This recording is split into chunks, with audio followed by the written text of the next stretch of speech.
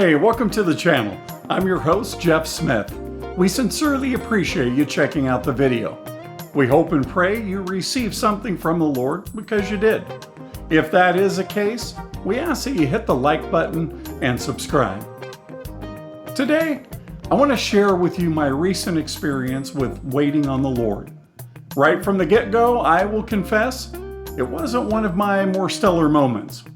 I learned a great deal about myself during this particular situation in my life. I thought I would share it with you in the hope that it helps others who may be struggling with waiting on the Lord. I entitled the message with one simple word: wait. With that, I'll get on with it.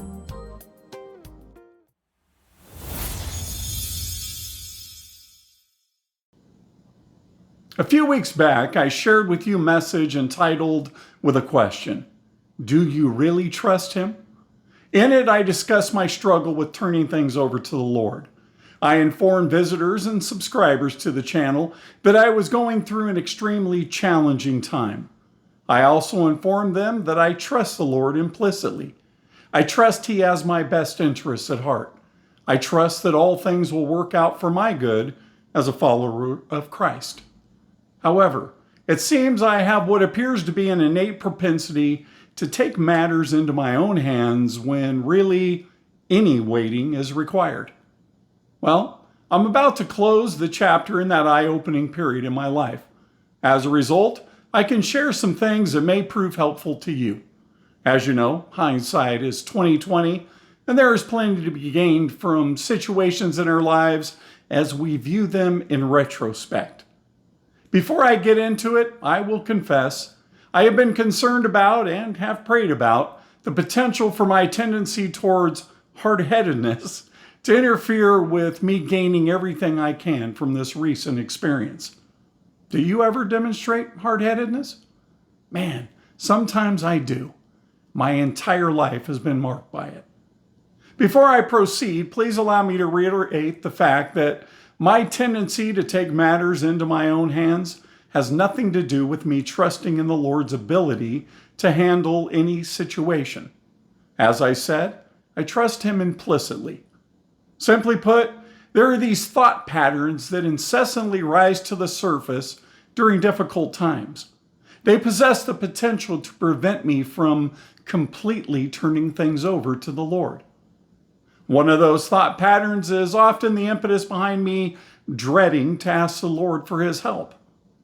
I think about how much He's done for me, and I dread or kind of hate to ask Him for things.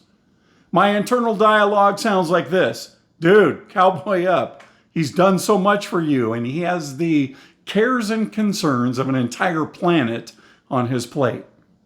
Now that sounds really kind and caring, doesn't it? I don't want to put too much on Him. How nice of me. No, how foolish of me. He's God, for crying out loud. He's omnipotent. He's all-powerful. Nothing is too much for Him. There isn't anything I can present to Him that He doesn't already know and isn't fully capable of addressing. There isn't anything I can present to Him that would prove more than He can bear.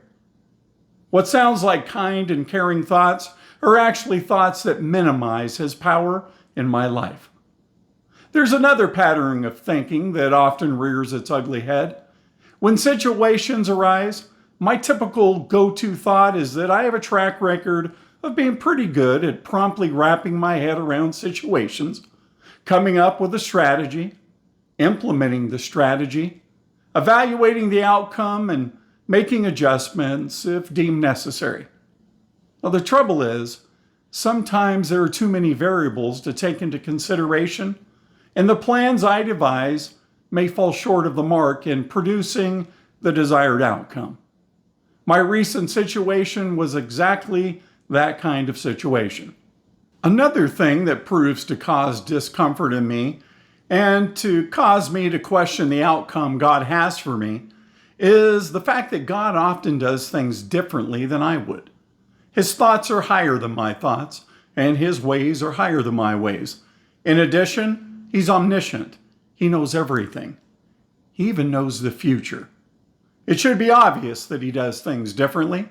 If His thoughts are higher and He thinks differently than me, surely his plans will often be different than mine.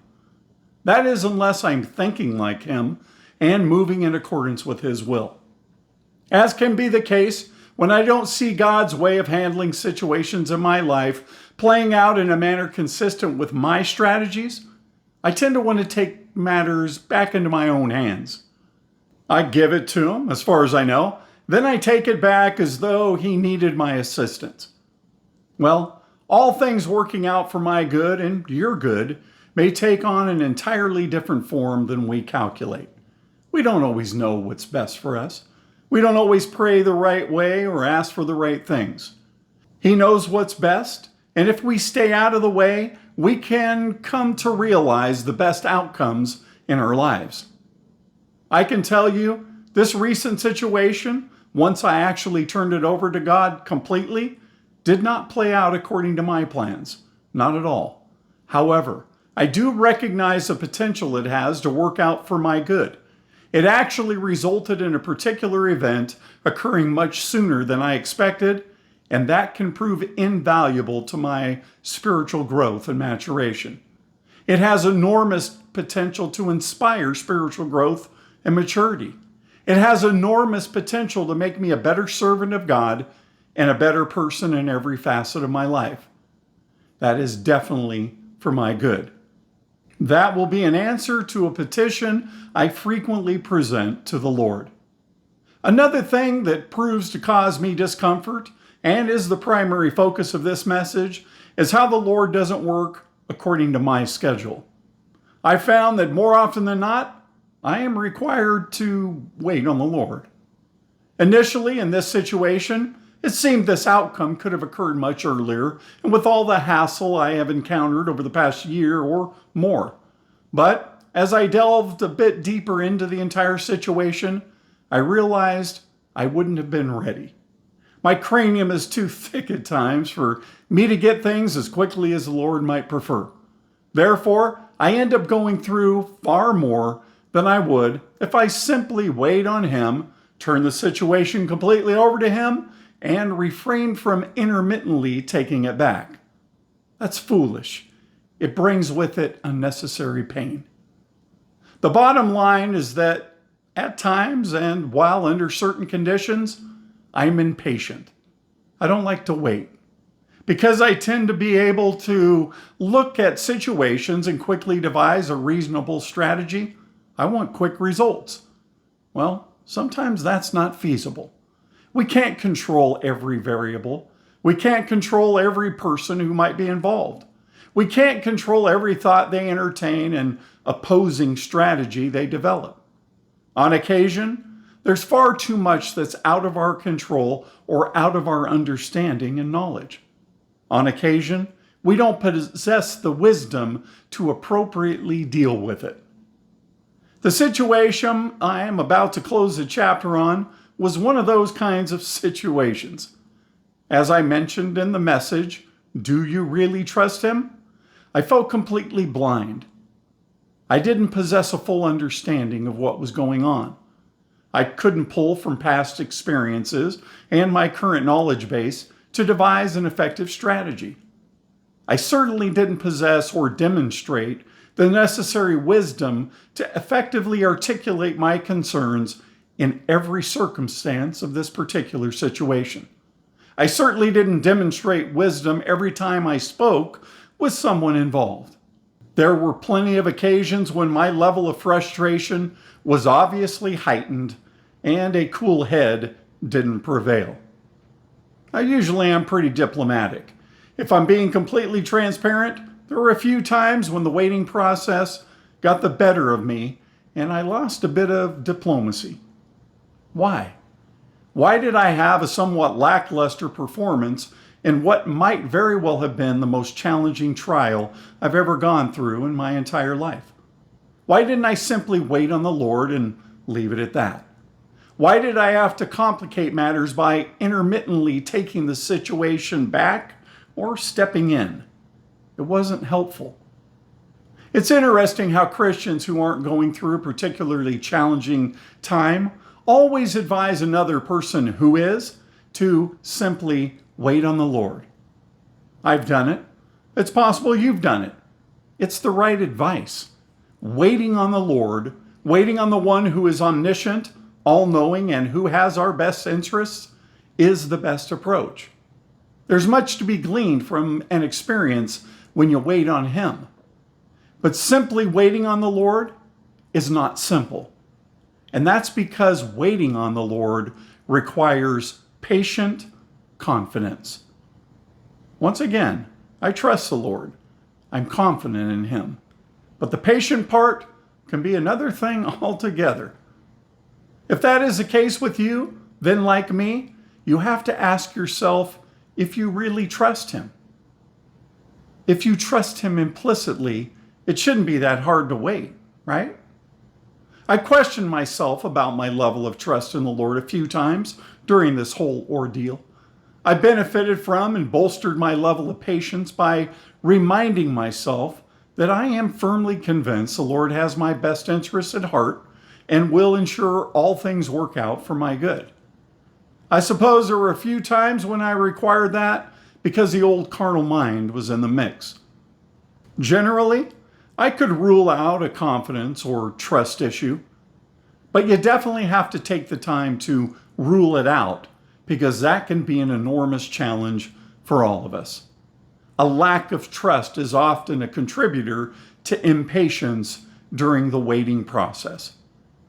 As Christians, it should not be the case, but depending on the enormity of the obstacle, depths of the valley, or severity of the storm, the potential for our faith, confidence, and trust in the Lord to wane can be ever present. There appears to be an innate human tendency to accept the notion that it's reasonable to believe an inverse correlation exists between the magnitude of a situation and the level of our confidence in the Lord. When the situation is severe and possesses the ability to wreak havoc in our lives, many generally demonstrate less confidence in the Lord. It doesn't have to be that way. That isn't a correct or appropriate way of thinking. In this recent situation, thank God, my confidence in Him did not appear to be an issue. As I suggested, for me, impatience was at the heart of the matter. It was the most challenging. Waiting is not my forte. That became extremely obvious during this recent situation. In retrospect, it caused plenty of unnecessary pain. How foolish of me to give in to impatience when there is so much that can be gained from waiting with patient confidence. David in the Bible wrote many psalms, the 27th Psalm being one of them. Some scholars believe it was written during the time when Saul sought to take David's life. Other scholars are of the school of thought that maintains David wrote it during a period of familial betrayal. They believe he wrote it when his son, Absalom, was seeking to kill him in an attempt to usurp the throne.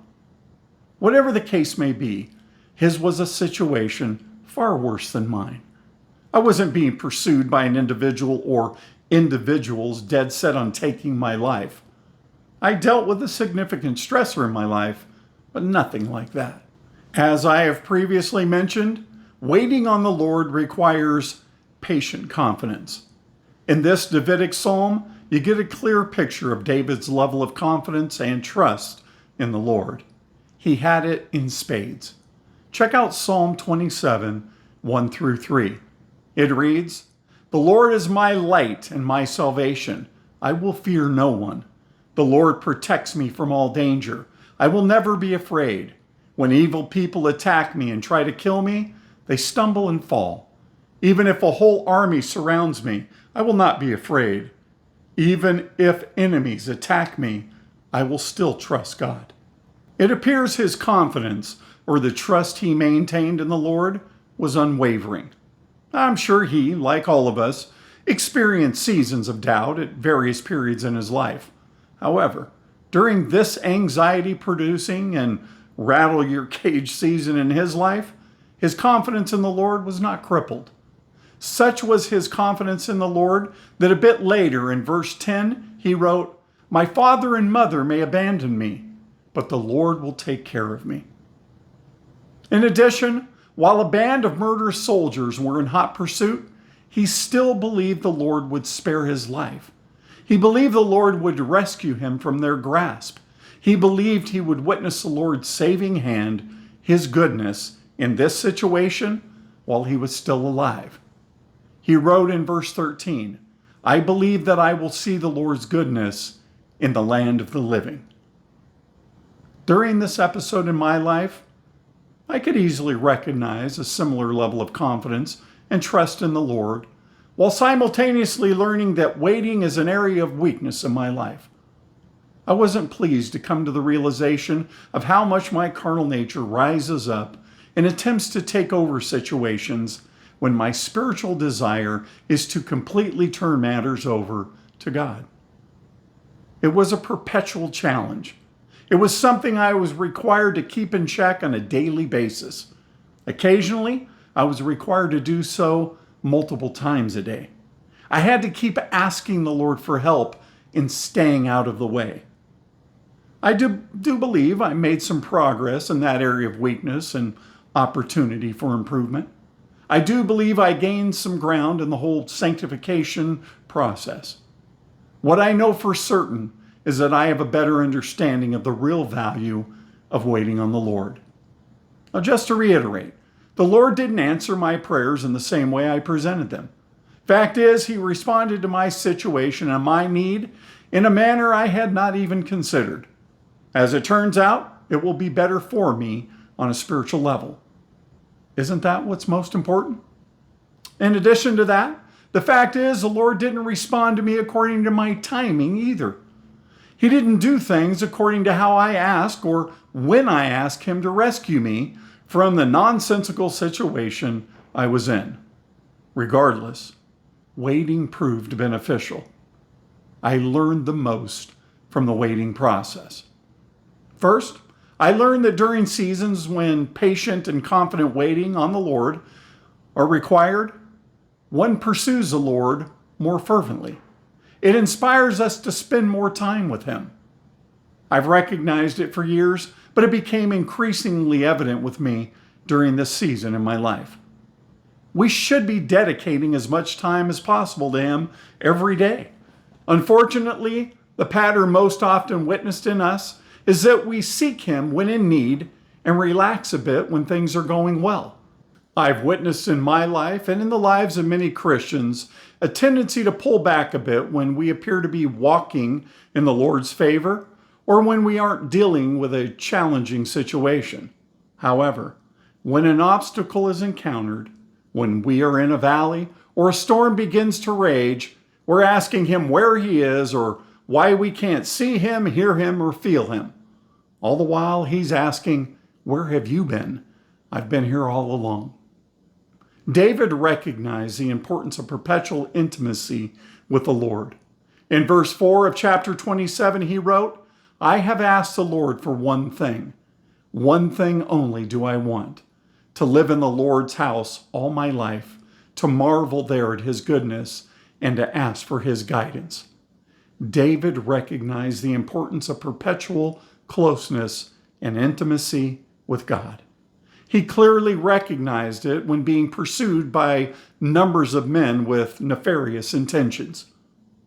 The second thing I learned or noticed is how waiting on the Lord affords us an opportunity to evaluate our levels of patience and confidence in Him. If the Lord doesn't work things out according to our schedule, do we recognize a waning in our confidence? Are we patient with His approach when it differs from ours? Are we patient with His timing when it seems like it is taking longer than it should? If the Lord handles the situation in a manner inconsistent with what we thought best, do we question Him? Does a differing approach challenge our confidence in Him? If our patience, confidence, or both are challenged, do we inject ourselves back into the situation? I recognized I had sufficient confidence. Sadly, I also recognized I didn't have the level of patience required to stay out of it, to completely turn it over to Him until the matter was resolved. Intermittently, I injected myself into specific circumstances. He just wanted me to wait. Eventually, I think I learned that and complied. But man, was it a challenge getting to that point. The third thing I learned is how waiting to witness what the Lord has done builds your faith and confidence in Him. Even if His method differs from ours, even if He takes longer than we planned or desired, even if the outcome was not what we expected, His response restores and builds our faith and confidence in the fact that He has our best interests at heart and all things will work out for our good. I never doubted His love, concern, and protection for me in this situation, but the waiting challenged my need to stay out of it. Rest assured, I'm focusing more on that area of weakness and praying more frequently regarding His help to overcome it. Finally, I was able to experience how patient and confident waiting on the Lord renews our strength. In the end, I feel far better than I did. Moving forward, I have a plan that is consistent with the will of the Lord. And, as I've stated several times throughout the course of this message, it will result in me achieving higher heights and greater spiritual maturity than previously experienced.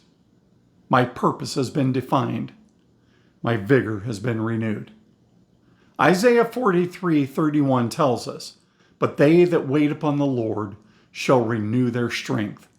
They shall mount up with wings as eagles. They shall run and not be weary, and they shall walk and not faint." Those who wait on the Lord are the ones who appreciate a renewal of strength, a reinvigoration. It's promised. Your strength won't be renewed if you don't wait on Him. There's no rest when you continue to inject yourself into the situation. Without the necessary rest and recuperative period, your strength can't be restored. When your energy expenditures are not restored, you'll find yourself in a perpetual state of weariness. Your strength won't be renewed if you continue draining your energy supplies with unnecessary anxiety. If you don't completely turn things over to the Lord and wait on Him, the situation will continue to nag at you, causing more and more uncertainty and anxiety. You have to give it entirely over to the Lord for the renewal process to reach its full potential during the waiting season. I failed to do that to the extent required. Early on in my situation, I failed to fully appreciate and capitalize on the definitive result of waiting on the Lord. As a result, I was stress fatigued at the end of it all. It took a bit more time for me to appreciate a full recharging and renewal. I learned a lot. I wish I would have learned it earlier.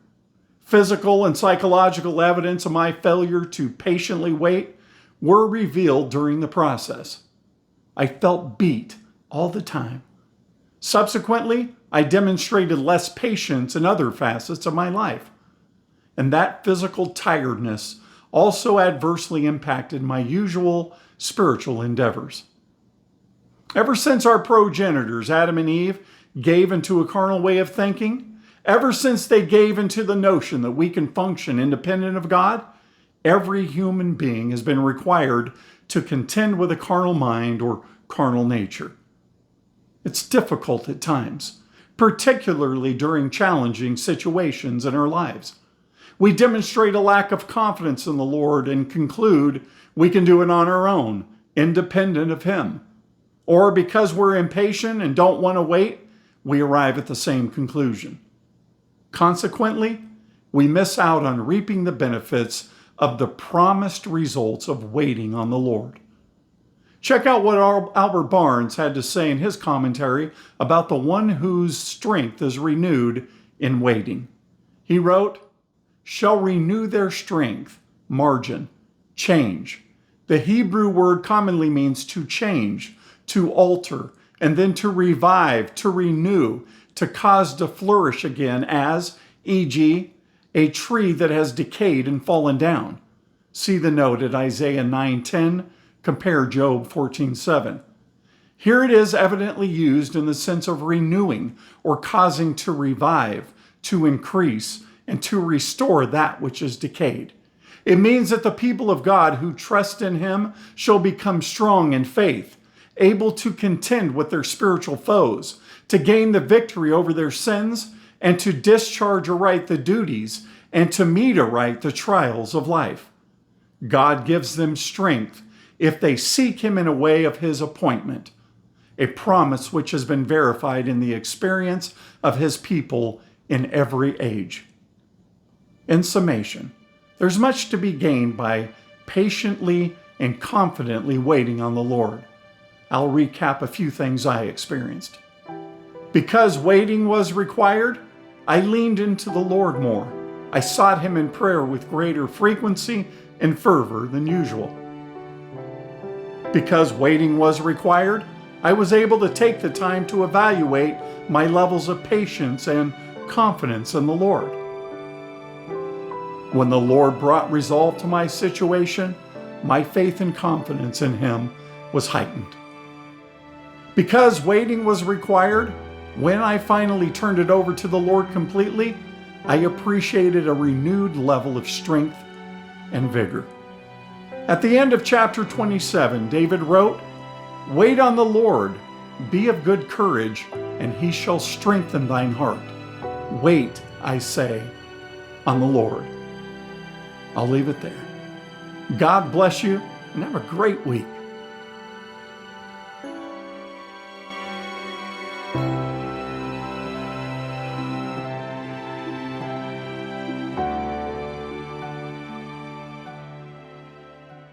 Thank you for joining us on For the Sake of the Call. We sincerely hope and pray this and every episode is a blessing to you. At the very least, we hope and pray you find it thought-provoking. We consider it an honor to serve our Lord by serving you. If you found something of value with this episode, we ask that you comment, hit the like button, and subscribe. We also ask that you click the notification button so you can be informed of upcoming episodes. If you would like to contact us, please see the link in the description below. May God richly bless you, and may your relationship with Him grow each and every day.